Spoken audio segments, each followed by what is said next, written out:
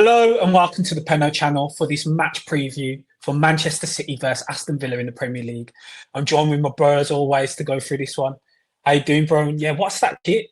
Is that a goalie kit from the Brad Friedel times?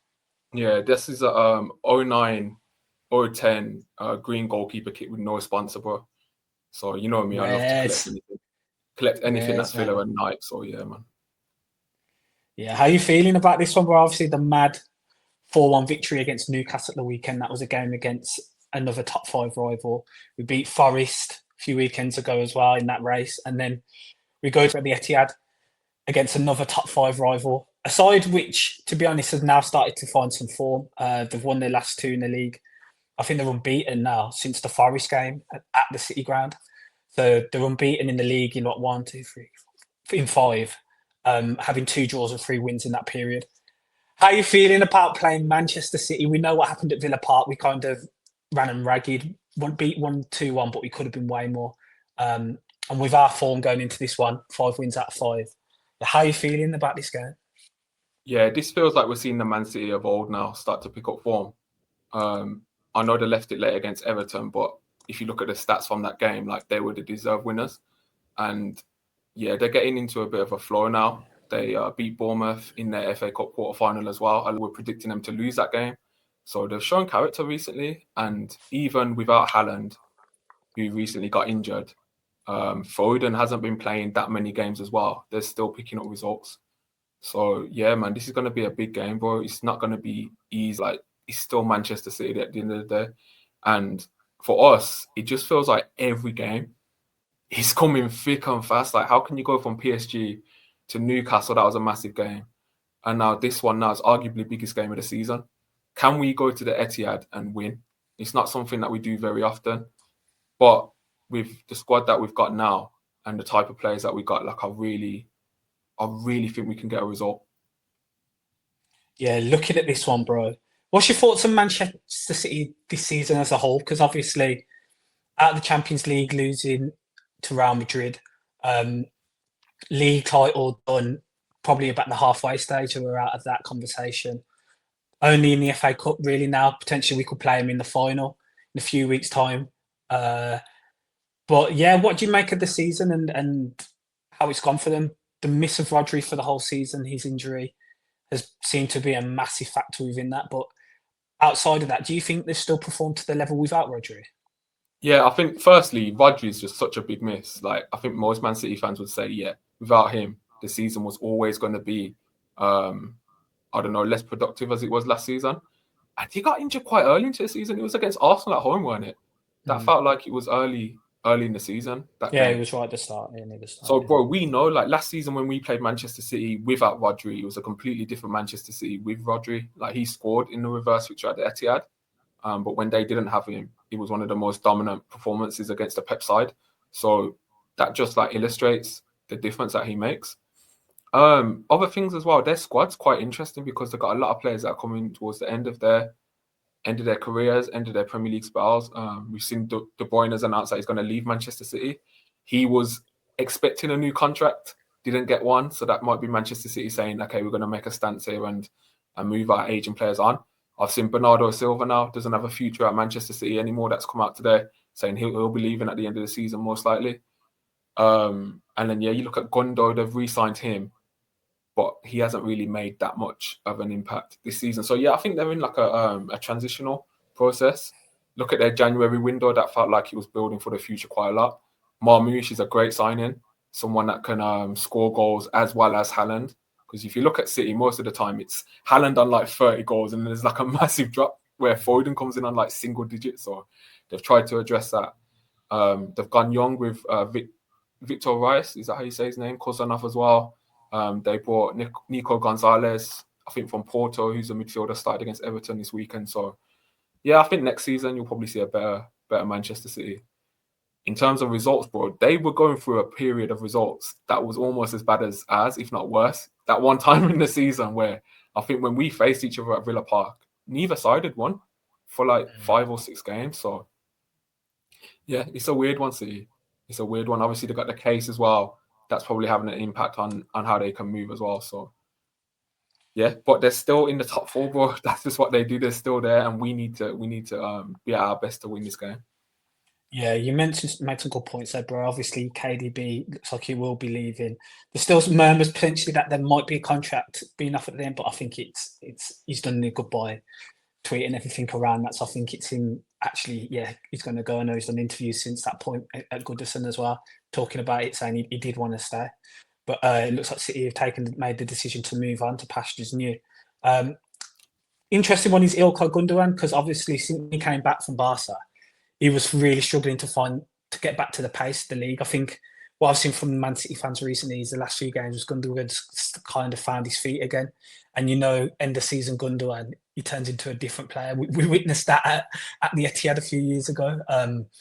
But yeah, I think he's going to be a key factor, because I think he started to pick up again and started to play well. O'Reilly's a massive one, who's come into the side, and he hasn't looked out of place at all. Scored in the weekend as well. O'Reilly's really making that place his own. I know Nathan Akanji's fit for the weekend, for the midweek game. I know he was fit for the weekend, and he was on the bench, and he did come on. So Manuel Akanji could potentially come back into the side, and Gvardiol could move to left back. But I don't know if O'Reilly loses his place now. Potentially it will be Mateus Nunes coming out, because he's been filling that right back. There's a lot of square pegging round holes, and I know Pep likes to do that with his fullbacks sometimes over the years, with Zinchenko, Delph, Cancelo sometimes going to the left. But it seems like they're really at that point at the moment as well, and they're just trying to identify how they're going to set up. But I know there's still a number of bigger missions. We talked about Haaland, we talked about Rodri, but Nathan Ake, John Stones, and even Edison not being available as well are bigger missions for City. So yeah, this one's going to be a tough one, because with Pep now, I don't know what side he'll go for. Does Bernardo Silva start again? I don't know. I know City fans have been kind of off Bernardo Silva recently. Oh, listen, I've been off Bernardo Silva for years, man. I know. I think he's fell off massively to the levels he used to show in like 2017 to like 2020 them times. Yeah, you saw Kovacic come on. Does Jeremy Doku get a start? Is it Savinho? Grealish, Foden was back available for the weekend, but he didn't get any minutes as well. I mean, they're kind of similar to us in the sense that you do not know what starting 11 is going to be picked. You can name about 4 or 5 guaranteed starters, and the other 6 is just however Pep and Unai are feeling for the game. Yeah, facts. Just to touch on O'Reilly, that's the thing with Manchester City academy players. Like, if they can't get into the team but they're on their bench, this is like the cream. This is like the cream of academy players or academy talent in the country. Because outside of maybe Cobham and Carrington, like Manchester United and Chelsea, like City are up there for the level of talent that they're producing nowadays. Like, we've seen it with Cole Palmer, we've seen it with our Morgan Rogers now, who wasn't good enough at the time to get into that Manchester City squad, and look how he's developed, and now he's one of the best attackers in the league this season. So yeah, O'Reilly doesn't surprise me to see how good he's been. They've got McCarthy as well, who's had interest abroad, but he seems to be getting some game time as well. So yeah, it's gonna be a mad game. I can't lie, it's gonna be a mad game. It'll be interesting to see how Pep goes, because Foden was an unused sub at the weekend against Everton. I don't know what's going on with Foden. Grealish, does Grealish start just out of narrative of playing against Villa? I mean, I think one of his only starts in the league this season was at Villa Park.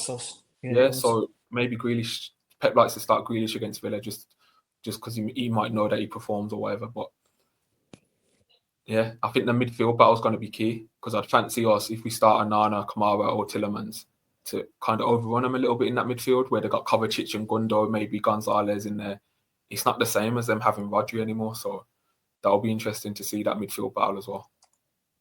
Yeah, it will be. Looking back to when we played them at Villa Park, we went with that. So sorry, let me go back to when we played them at Villa Park. Yeah, it will be interesting to see, bro, because the Villa Park lineup, obviously John Duran started, who's no longer with us. But within that game, we went for Kamara and Arne Tielemans.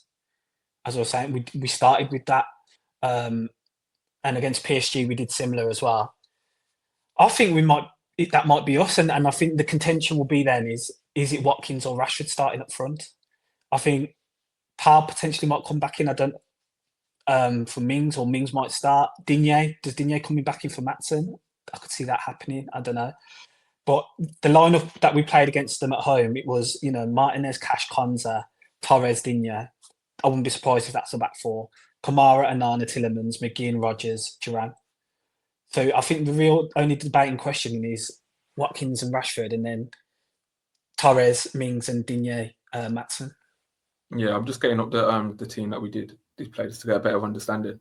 Yeah, I think the Watkins Rashford question's fascinating because here you got a guy in Rashford who's got blistering pace, can get in behind, and loves to score against Manchester City, and then you have someone in Watkins who Pep before has said causes so much issues for his defenders in the past.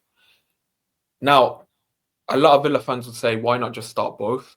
But we've seen, like Emery shows us, like he started Rashford as a 9 in his last 5 games. It's not since Club Brugge at home, where Watkins originally got injured, did they both start together in a game. So I'd like to see them both start, but will Emery do that? That's a whole different question. As for the defence, I'd actually like to see Maatsen start, bro. I rewatched that Newcastle game back, and his defending was excellent. Like standing up their players, getting in slide tackles, timing as well. He spoke about recently he's getting better with the system, and when you get Maatsen's pace going forward, I'd really like to see Maatsen start. But I do understand some fans will be like Digne's 1v1 of defence. You'd like to see that as well. So, and then I think you're right. Pau might come back in. I think Pau Torres might come back in and start for his passing. But I thought Mings had a good game against Newcastle, so So did it's I. good to have options, isn't it? Yeah, it's good to have options. It's mad to think that Unai came out and said basically it wasn't because of injuries at all. It was just because of the squad and the size of the squad, and we saw that by the bench. So to have no Bailey and Powell on the bench was like a massive statement. And Powell could have just done with the rest because he's come back from a big injury that he had within the season, and it might have been one too many games within that. But I wouldn't be surprised. Mings and Powell is a toss. It just depends on Emery's game plan. Interesting from this game. Sorry, bro, just to say, you got to think Mings had no involvement, did he, at all in the Champions League? No. So Powell played those 2 intense games. It kind of makes sense now looking at it why he was maybe left out of the squad. Really good rotation. Really good. One interesting thing from this was Morgan Rogers played off the left. Now we know the devastating game he had against Man City. He absolutely found himself in central areas and wreaked havoc. McGinn played off the right in that game. And Tillemans was further forward in that pocket. I remember the Tillemans ball through to Rogers when he came in that inside left channel for the first goal, which he then squared to Duran. Do you reckon we could see that switch again? Because a lot of the games recently now, McGinn's operated more off the left and Rogers has played off the right, or if Tillemans and if one of Anana or Kamara wasn't playing, McGinn would be found centrally and Rogers was just still remained on the right. And if it was either Ramsey or Rashford previously to that, even when Asensio's played as well, Asensio's had the central space. Do you reckon Rogers finds himself off the left this time round? Because it's a position really where he had played for a number of games now. Yeah, he played there against Forest, didn't he? That's probably the only time I can remember him starting there was against Forest. So you are right, man. He's been featuring on the right heavily. And to be fair, Rogers likes to float during the games. Like he can float across. He can oftentimes just like have that free roaming space where he can just do as he pleases sometimes in possession. But I don't know. I prefer Rogers on the left or central. I don't really like seeing him on the right. We've spoken about that on the podcast before. But yeah, it's going to be interesting because if he goes Kamara and Nana for the physicality, for the passing ability as well, just to win our duels, then Tillemans has got to start. That kind of like takes out another place as well. Then you have to fit in McGinn, Watkins, Rashford, Rogers somehow. You might want to play Ramsey as well. So yeah, it'll be interesting, man. It'll be interesting. I'd like to think of Rogers playing central where we can just go along with Martinez, whose passing has been incredible at the weekend. Like his passing was so good.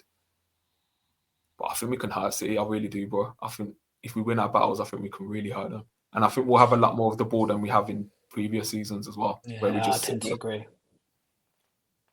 I tend to agree with that as well. I think whenever you watch City this year, it's transitions that kill them. Pep will probably pack the midfield to try and cope with that. I can see him starting with a number of runners within that. Within the players he has available. I don't know how attacking he might go. He might, the workhorses within their squad. I'm trying to think of some players who potentially from the weekend who they had. But McAtee, I could see starting. Like over Bernardo. They could go all out for it with Savinho and Doku both playing, and Savinho operating off the right, and they're trying to push us back. But I think he'll be concerned with our transition. Rodgers can do it, McGinn can do it, Ramsey can do it, and we can really hurt him in that aspect of the game. And I'll be so interested to see how Unai lines up. Will he keep it compact, or will he actually just go to overload him?